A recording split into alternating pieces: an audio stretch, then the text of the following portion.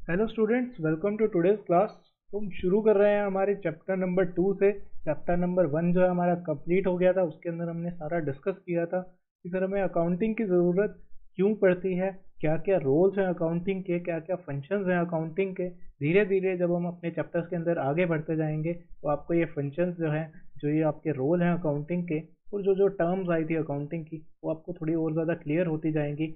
अभी के लिए अगर हम बात करें सर, हमारा चैप्टर नंबर टू जो है वो बेसिक बात करता है सर, बेसिक अकाउंटिंग टर्म्स के ऊपर। कुछ एक बेसिक अकाउंटिंग टर्म्स होती हैं, जैसे हर एक लैंग्वेज के अंदर कुछ एक टर्म्स होती हैं, उनका कुछ ना कुछ मीनिंग होता है।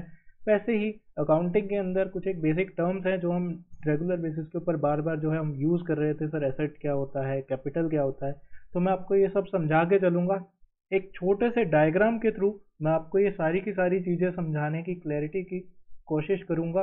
आई होप आपको अच्छे तरीके से, अगर आप इस डायग्राम को देखेंगे तो आपको मोस्ट ऑफ द थिंग्स जो है वो अपने आप ही क्लियर हो जाएंगी। अगर आप उन चीज़ों को प्रैक्टिकली रिलेट कर पाएंगे तो फिर इस केस के अंदर आपको ये सारी टर्म्स जो हैं समझने में आसानी होगी। ऐसा नहीं लगेगा कि इसका नाम ये ही क्यों है और इसका नाम ये क्यों है। तो let's start with our class today. ठीक है, हम इस क्लास के अंदर, स्पेशल क्लास के अंदर, सिर्फ वो डायग्राम डिस्कस करेंगे और आपको ये टर्म्स जो हैं वो समझाने की कोशिश करेंगे। तो स्टार्ट करते हैं हमारे डायग्राम से। तो हम शुरू करते हैं हमारे डायग्राम से, ताकि आपको नॉर्मली समझ आ जाए सारी की सारी चीज़ें। ठीक है, तो अगर एग्जांपल की अगर मैं बात करूं सर,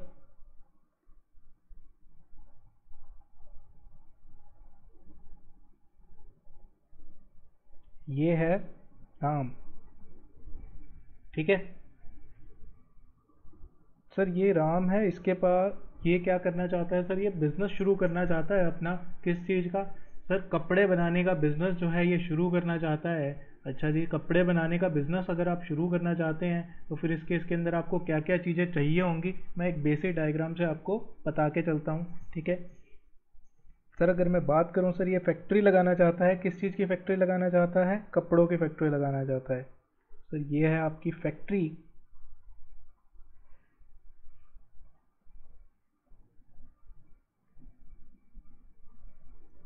क्लॉथ फैक्ट्री।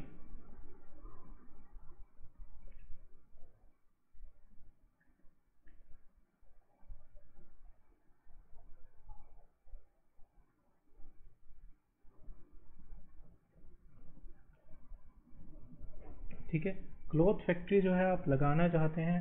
अच्छा सर, क्लॉथ फैक्ट्री लगाना चाहता है तो सबसे पहली बात तो सर, फैक्ट्री लगाना अगर ये चाहता है तो इसको पैसा लगाना होगा इसके अंदर। तो पैसे की अगर मैं बात करूं सर, मेरे पास, राम के पास जो है पैसा कितना है, अगर इसके पास बात करूं, अगर मैं, इसके पास एक अटैची है, इसके अंदर इसके पास कैश है कितना, 5 लाख रुपीज़ का। सर 5 लाख रुपए का कैश जो है इसके पास है ऑलरेडी। अब ये जो क्लॉथ फैक्ट्री है सर, आप जो ये फैक्ट्री लगाना चाहते हैं, आप इसके अंदर, फैक्ट्री के अंदर आपको क्या क्या चीज़ें खरीदनी पड़ेंगी? सबसे पहले तो सर, ये फैक्ट्री जो है वो ज़मीन के ऊपर होती है, तो सबसे पहले आपको इसके लिए ज़मीन खरीदनी पड़ेगी। उसके बाद आप इसको कंस्ट्रक्शन के अंदर जो खर्चा होगा, बिल्डिंग बनाने के लिए खर्चा होगा इसका। ठीक है, इसके अलावा इसके अंदर वो क्या चीज़ें लगेंगी सर, कपड़ा बनाने के लिए जो मशीनें चाहिए होती हैं वो मशीनें भी चाहिए होंगी। तो जो सर, अगर मैं मशीनों की अगर मैं बात करूं, तो ये जो डिफरेंट टाइप्स की आपकी मशीन्स हैं, आप कह सकते हैं कटिंग वाली, ट्रिमिंग वाली, ये मशीनें भी आपको चाहिए होंगी। ठीक है, तो ये आपकी जो डिफरेंट डिफरेंट टाइप्स की जो मशीन्स हैं, आप कह सकते हैं,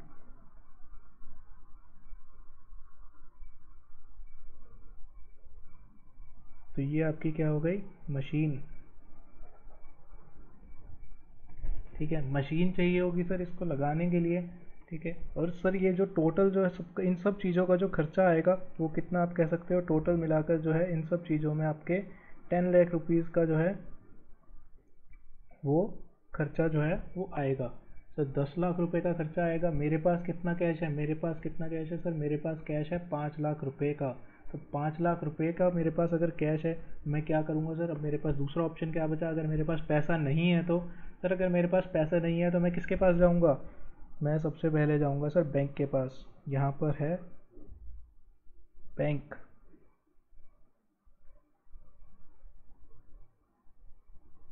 तो अगर मैं बैंक की बात करूं सर, यहाँ पर बैंक है, बैंक के पास तो पैसा ही पैसा है।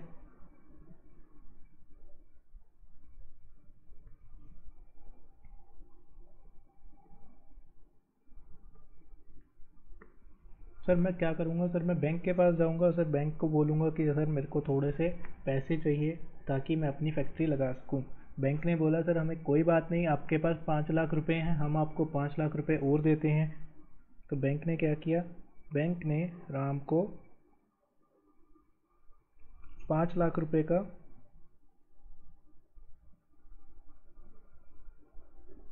लोन दिया। ठीक है, बैंक ने जो है राम को 5 लाख रुपए का लोन दिया।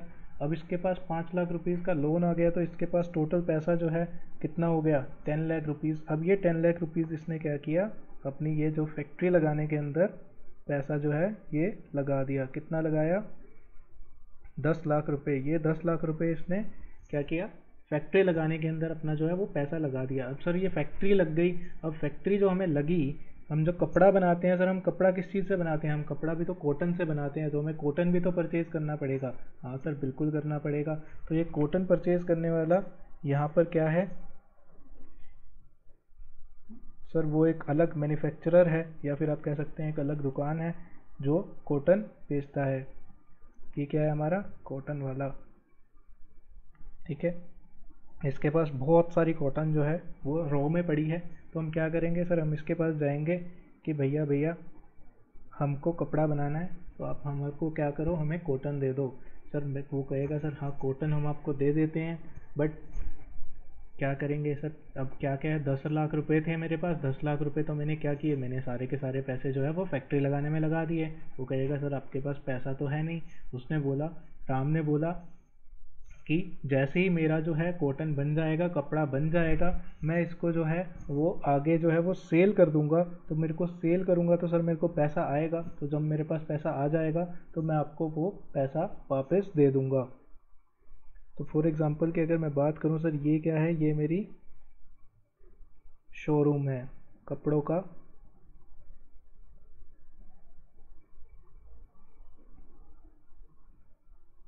यहाँ पर कपड़े ही कपड़े पड़े हुए हैं।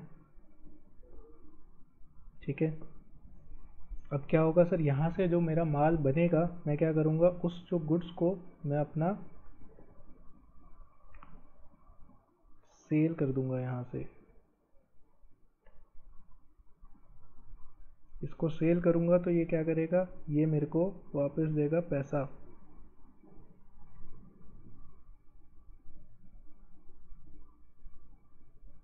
यानी कि कैश की फॉर्म के अंदर मैं इसे सेल करके चलूंगा तो ये मेरे को जो है वो पैसा वापस दे देगा। अब क्या किया सर मैंने, इससे क्या लिया, इससे मैंने लिया, अगर हम बात करें तो इससे हमने कॉटन लिया अपने बिजनेस के अंदर।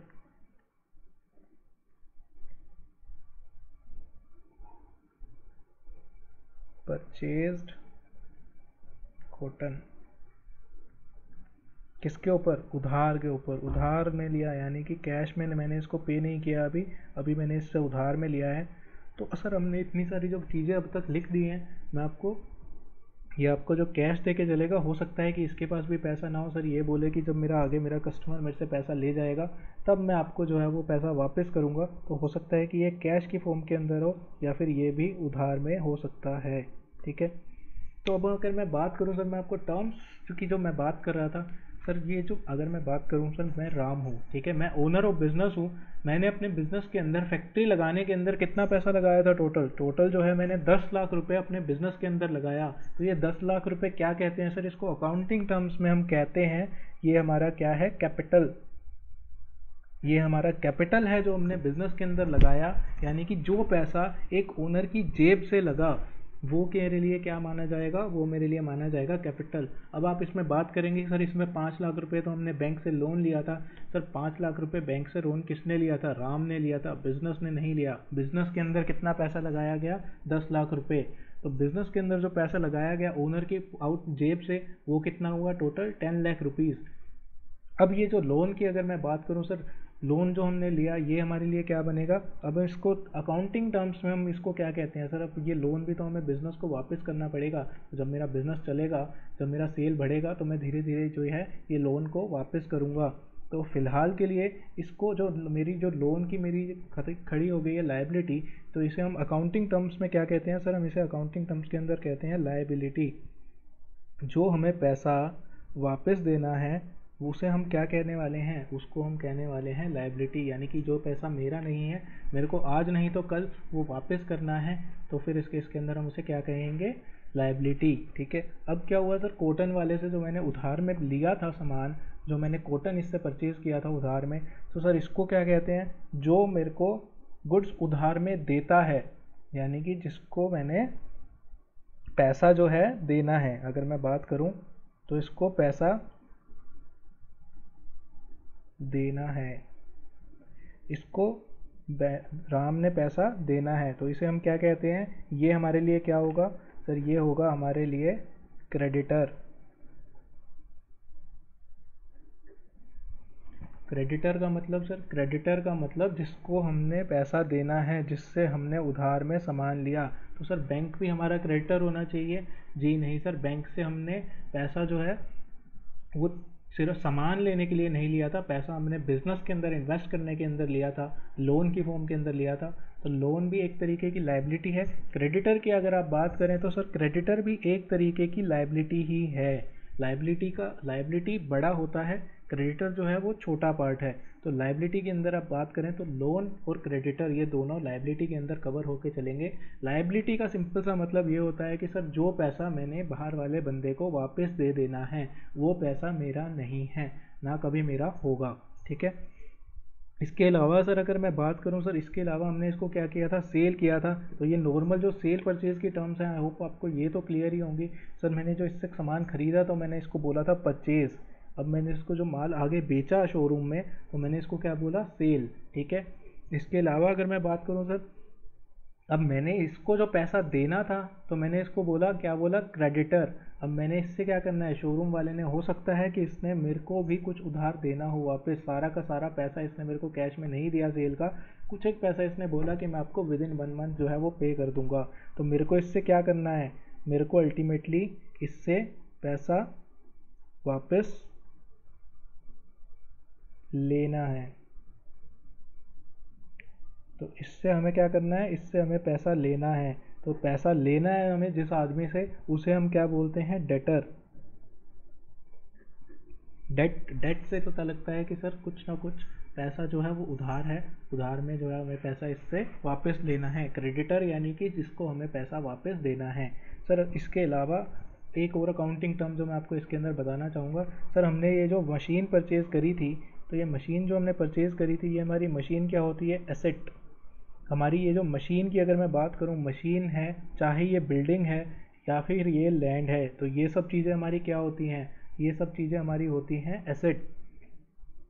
अगर मैं बात करूँ मशीन की, तो जो हमारी मशीन आ रही है, प्लस जो हमने लैंड परचेज़ किया, प्लस जो हमने बिल्डिंग खड़ी की,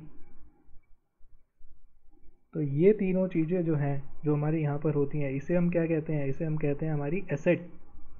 और ये एसेट कहाँ से आई थी सर, ये एसेट जो ये 10 लाख रुपए हमने बिज़नेस के अंदर लगाया, उसी के अंदर से तो हमने ये सारी चीज़ें खरीदी है।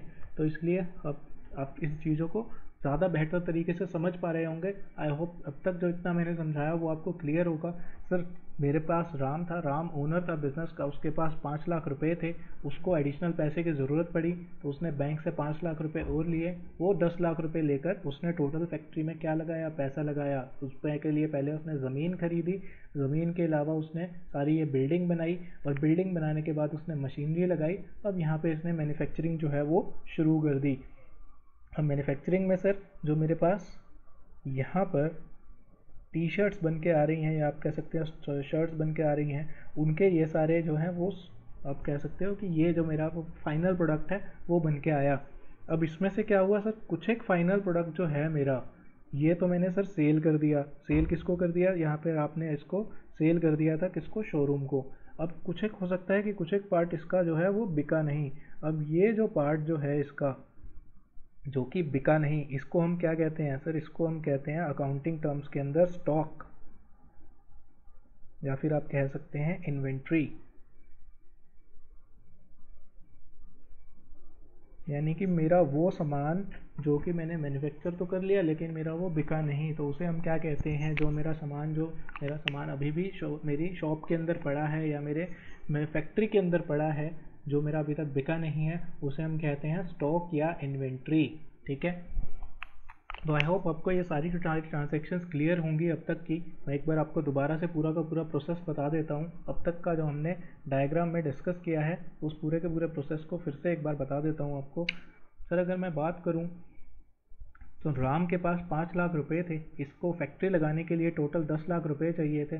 तो 10 लाख रुपए मेरे लिए क्या है, जो मैंने अपने बिजनेस के अंदर लगाया वो मेरे लिए क्या है, वो मेरे लिए पूरा का पूरा मेरा कैपिटल है। ठीक है, अब ये कैपिटल के अंदर क्या क्या चीज़ें, ये कैपिटल के अंदर तो आया कि ये मैंने पैसा लगाया। ठीक है, अब ये पैसा लगा किन किन चीज़ों में, मशीनरी लाने में लगा। ठीक है, इसके अलावा लैंड खरीदने में लगा, बिल्डिंग खरीदने में लगा। इसके अलावा आप कह सकते हैं कि आपने जो गुड्स जो परचेज़ किए हैं, यानी कि जिसकी मैं बात कर रहा हूँ कॉटन, कॉटन जो आपने परचेज़ किया है, हो सकता है कि आपने कुछ एक कैश में परचेज़ किया हो, कुछ उधार में परचेज़ किया हो। तो ये सब चीज़ें लाने में जो है वो मेरा पैसा लगा। तो इन सब चीज़ों को हम क्या कहते हैं, हमारी एसेट। ठीक है, इसके अलावा मैं बात करूं सर, इससे क्योंकि हमने कॉटन खरीदना था, हमारे पास ज़्यादा पैसा नहीं था, तो हमने इससे कुछ एक पैसा जो है उधार में जो है हमने कॉटन लिया। अब इस उधारी को हम क्या कहते हैं, जिस आदमी को हमने पैसा देना है वो हमारे लिए क्या है, हमारा क्रेडिटर। ठीक है, प्लस हमने जब इसको सेल किया तो सर हो सकता है कि कुछ एक उसने कैश दे दिया हो और कुछ एक जो है वो पैसा उधार में दिया हो। अब इस उधार को हम क्या कहते हैं, जिससे हमें पैसा लेना है, हम उसे कहते हैं हमारा डेटर। ठीक है, इसके अलावा अगर मैं बात करूं सर, जो मैंने बैंक से लोन लिया, तो बैंक से जो मैंने लोन लिया वो कल को मेरे को लोन वापस करना है, तो ये मेरी क्या है, मेरी लाइबिलिटी। लाइबिलिटी यानी कि वो भी जो भी पैसा जो मेरे को बाहर से लिया है, जो मेरे को आज नहीं तो कल वापस करके चलना है। ठीक है, तो मेजर जो आपकी टर्म्स हो गई सर, मेजर जो आपकी टर्म्स हुई, कैपिटल जो आपने बिजनेस के अंदर पैसा लगाया। ठीक है, इसके अलावा अगर मैं बात करूँ एसेट की, इसके अलावा अगर मैं बात करूं सर, ये मेरा पैसा लगा कहाँ कहाँ पे, ये मेरा पैसा लगा एसेट के अंदर। ठीक है, ये मेरा पैसा उधार, कुछ चीज़ें मैंने उधार लिया तो मेरे पास लाइबिलिटी हो गई। इसके अलावा जो है मेरे क्रेडिटर हो गए, जिससे मैंने उधारी में सामान लिया। इसके अलावा मेरा डेटर हो गया, जिसने मेरे से उधारी में माल लिया। ठीक है, अब इन सब चीज़ों के बाद अगर मैं बात करूं सर, इसके अलावा जो मेरा सामान जो मैंने बना लिया लेकिन अभी तक बिका नहीं है, उसे हम क्या कहते हैं, उसे हम कहते हैं हमारा स्टॉक। स्टॉक यानी कि इन्वेंट्री, यानी कि जो गुड्स है, ये हमारे गुड्स थे। ये जो गुड्स हैं हमारे, जो कि अभी तक हमारे बिके नहीं हैं, इसे हम क्या कहते हैं, इसे हम कहते हैं हमारा स्टॉक या इन्वेंट्री। ठीक है, तो ये सारी बेसिक इन डायग्राम को पूरे के पूरे बनाने का एक ही सिंपल सा मकसद था कि मैं आपको कुछ एक जो बेसिक टर्म्स हैं, बेसिक जो टर्मिनोलॉजीज यूज़ की जाती हैं अकाउंटिंग टर्म्स के अंदर, वो मैं आपको बता सकूं। तो अब जब हमने ये गुड्स परचेज़ किए तो हमने इसको बोला परचेज, सिंपल सेल, जो सेल किया उसे सेल। ठीक है, इसके अलावा जो हमने चीज़ों में पैसा लगाया, जो हमारी लैंड है या फिर हमारी गुड्स हैं या मशीनरी है या लैंड है या बिल्डिंग है, तो इन चीज़ों के अंदर हमने जो पैसा लगाया है इसे हम हमारी एसेट कहते हैं, क्योंकि इससे हमें क्या होने वाला है, इकोनॉमिकल बेनिफिट होगा। इकोनॉमिकल बेनिफिट कैसे हो रहा है सर, इसी चीज़ों की वजह से ही तो हम अपनी जो है मशीन, हमारी बात करें अगर हम, तो इन्हीं चीज़ों की वजह से ही तो हम अपना जो है कपड़ा बना पा रहे हैं और उसे आगे बेच पा रहे हैं। तो जिन चीज़ों से हमें इन चीज़ों का बेनिफिट होने वाला है वो हमारे लिए एसेट होती है। डेटर की अगर मैं बात करूं सर, डेटर भी आपके लिए एक तरीके का एसेट होता है। क्यों, क्योंकि आपको ये जो है पैसा मिलना है, ये आपका खुद का पैसा है, आपको आज नहीं मिला कल मिलेगा, तो इसलिए ये आपका पैसा, जो भी चीज़ आपको मिलनी है वो आपकी एसेट हो गई। ठीक है, इसके अलावा अगर मैं बात करूं सर, जो आपको बाहर देना है पैसा वो आपकी लाइबिलिटी हो गई। अगर मैं बात करूं सर, आपने गुड्स के लिए जो पैसा देना है उन्हें हम क्रेडिटर कहते हैं। इसके अलावा अगर आपको कोई लोन वापस करना है तो आपकी वो लोन की फॉर्म के अंदर लाइबिलिटी हो गई। तो ये बेसिक टर्म्स समझाने का मेरा पर्पज़ था इस डायग्राम को बनाने का। सो आई होप आपको ये सारी की सारी जो है बेसिक टर्म्स जो हैं वो क्लियर हो गई होंगी। इसके अलावा अगर मैं बात करूं सर, इस पूरे स्ट्रक्चर की, ये जो मेरा पूरा डायग्राम था, इन सबको हम क्या बोलते हैं, इन सबको हम बोलते हैं बिजनेस।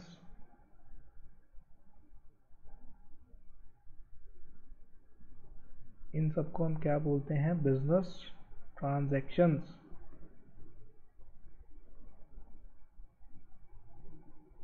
बिजनेस ट्रांजैक्शंस क्यों बोलते हैं सर? इन सब की वजह से क्या हो रहा है, ये सारी की सारी बिजनेस ट्रांजैक्शंस क्यों हैं? क्योंकि सर ये जो आपने जितना भी पैसा लगाया प्लस उससे पैसे से क्या हुआ, आपके पास एसेट बढ़ गई। एसेट यानी कि जो आपने चीज़ें परचेज करी तो आपके ये पास ये ऐड हो गई। ऑब्वियसली पहले आपके पास ये नहीं था, आपके पास पैसा आया, आपने मशीन आपने फैक्ट्री के अंदर पैसा लगाया, तो ये जो आपकी फैक्ट्री बनी ये क्या है, आपकी एसेट। ठीक है, इसके अलावा उसके बाद आपने जो बैंक से लोन लिया ये आपकी लायबिलिटी, जो आपके क्रेडिटर्स हैं। तो ये सब क्या कर रहे हैं, ये सर आपके ये सारी की सारी ट्रांजैक्शन जो हैं वो आपके बिजनेस को सीधा सीधा इम्पैक्ट करके चल रही हैं। इसलिए इन्हें क्या बोला जाता है, इन सब ट्रांजैक्शंस को मिलकर बोला जाता है बिजनेस ट्रांजैक्शंस। यानी कि वो सारी ट्रांजैक्शंस जिनको हम मनी की टर्म्स के अंदर मेजर कर सकते हैं। ठीक है, और जो आपके बिजनेस को सिग्निफिकेंटली इम्पैक्ट करके चलती हैं आपके फाइनेंशियल पोजीशन को। फाइनेंशियल पोजीशन क्या है सर आपकी? सर आपकी फाइनेंशियल पोजीशन कही जाती है आपकी कैपिटल कितनी है, आपकी एसेट कितनी है, आपकी लायबिलिटी कितनी है। ठीक है, आपके क्रेडिटर कितने हैं, आपके डेटर कितने हैं, आपका स्टॉक कितना है, आपकी इन्वेंट्री कितनी है। इन सब चीज़ों को मिलाकर बोला जाता है आपकी फाइनेंशियल पोजीशन। ठीक है, तो ये सारी चीज़ों को जो इन ट्रांजेक्शन्स को जो इम्पैक्ट करती है उसे हम बोलते हैं बिजनेस ट्रांजेक्शन्स। तो आई होप आपको ये सारा का सारा कंसेप्ट जो है वो क्लियर हो गया होगा। ठीक है, इसके अलावा एक छोटी सी टर्म और है जो मैं आपको इसी एग्जांपल के अंदर एक्सप्लेन करना चाहता हूँ, बट ज़्यादा आई थिंक होच पोच ना हो जाए, मैं छोटे से एरिया में उसे एक्सप्लेन करता हूँ। सर अगर मैं बात करूँ सर, जो ये मेरा स्टॉक है, यानी कि जो मेरे गुड्स मैंने बना लिए लेकिन अभी तक बिके नहीं, वो मेरे पास ही फैक्ट्री में पड़े हैं, तो ये जो स्टॉक जो मैंने कंप्यूट किया, जिसको मैंने जो इतना निकाला, तो इसे हम क्या बोलते हैं सर? इस स्टॉक कंप्यूट करने के मेथड को हम बोलते हैं इवेंट। इवेंट का मतलब क्या होता है सर? यहाँ पे अकाउंटिंग टर्म्स में इवेंट का मतलब है as a result of, as a result of. तो सर ये एज अ रिजल्ट ऑफ ये कैसे निकला? अगर मैं सिंपल सी बात करूँ तो सिंपल सा सर, हमने कुछ जो गुड्स जो हैं वो परचेज़ किए, ठीक है, उसमें से हमने लेस कर दिए, जो इतने हमने सेल कर दिए, बैलेंस जो बचा हमारे पास वो हमारे पास क्या बचा? स्टॉक। तो इस एज अ रिजल्ट ऑफ को, इसको स्टॉक को हम क्या बोलते हैं? इवेंट। तो जो हमने बेसिक डेफिनेशन ऑफ अकाउंटिंग की बात की थी, means recording of transactions and events. तो these are the business transactions and events जिनको हम अकाउंटिंग के अंदर जो है वो रिकॉर्ड करके चलते हैं। So these are the business transactions and events जिन्हें हम अकाउंट फॉर करते हैं अपनी बुक्स ऑफ अकाउंट्स के अंदर। तो आई होप आपको आज इस डायग्राम के थ्रू थोड़ी सी ज़्यादा क्लैरिटी आई होगी इन सब चीज़ों के अंदर।